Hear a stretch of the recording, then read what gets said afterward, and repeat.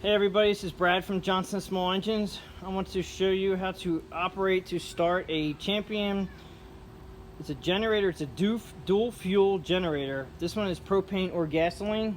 It's a pretty cool concept, and it's good if you can run these things on propane, because the fact that gas goes bad in small quantities, like that's why this is in the shop.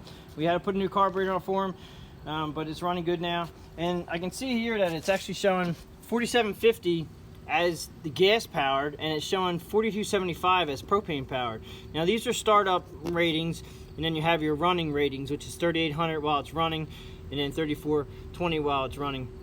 The startup is your initial kick on of your equipment. So whatever you know that you're going to be putting into here, into your electric outlets, you have to you go watts and amps, and you got to figure all that out. I'm just the guy who fixes your machine. That's not on me, but this is just a how to start this machine. First thing we got to do is make sure it's full gas, which is here. All right, and then I would definitely check your oil, and the oil is not easy to find. We actually have it on this side. It's a little tricky behind the battery here. Okay, so it's right here, and you just have to make sure that your oil level is up to right up the mark where that cap comes out. All right, this has already been checked, but I would definitely keep an eye on your oil level. They should have a low oil shutdown, so it should shut down if it doesn't run.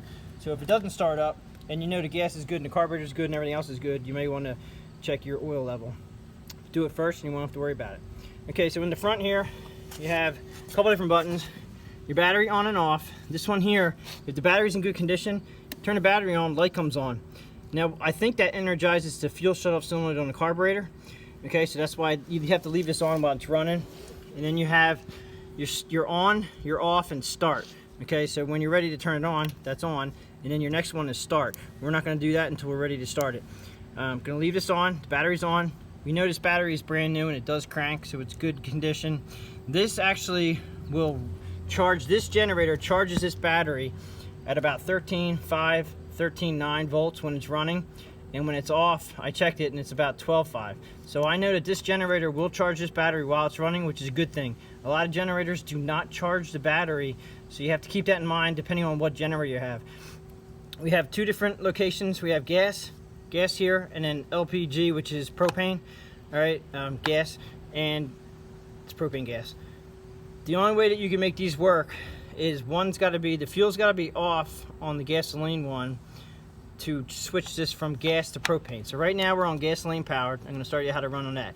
If you were going to run this on propane, you want to make sure that you have this off, which it is now, and then you flip this lever over here, and then you have to have your adapter for your propane here, and that's where your cord will go into your propane tank. And you probably want to go online and look up the instructions on how to hook that up. I'm just going to go with the gasoline powered one right now. This is what I do. So I'm going to switch it over to gas powered. We're going to turn the fuel on. All right, so now we have the battery is turned on, the ignition's on, which we don't really have to worry about because we're going to hit this switch for start. Turn on here. We're going to go around to the carburetor, which is right here, okay? And it has choke, it shows which way the choke is on.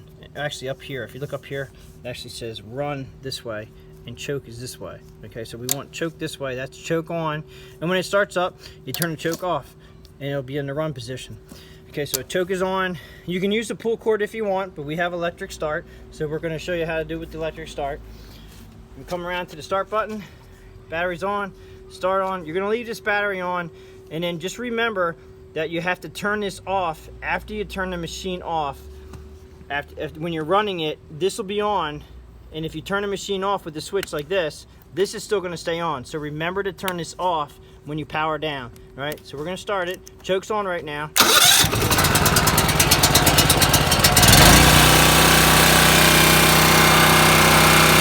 That's pretty much it. I'm going to turn it off. And then remember, you have to turn this off, or the battery will run low, because this is actually energizing something inside here. I think it's the fuel shut-off cylinder, like I said before. Just make sure you turn that off. And that's pretty much how you stop it. Okay, and as far as all the electrical connections go, that's in your manual. I don't get into that. You know, as far as the output on this thing, it does have a digital readout, which is pretty nice. But when you're storing these, you definitely want to make sure, one, turn the fuel off. Okay, so we're going to turn the fuel off. And then I would recommend run generator every other month for about 20 minutes keep the tank full of gas, and just make sure when you run it, fuel on. When you turn it off, when you turn all your switches off, make sure you turn the fuel off, because I have had a lot of people who have had issues where they leave the fuel on, carburetor lets loose because the gas goes bad, puts all their gasoline all over their garage. Not a happy thing. So I hope you liked this video. Give me a thumbs up if you liked it, and please subscribe. Thanks for watching.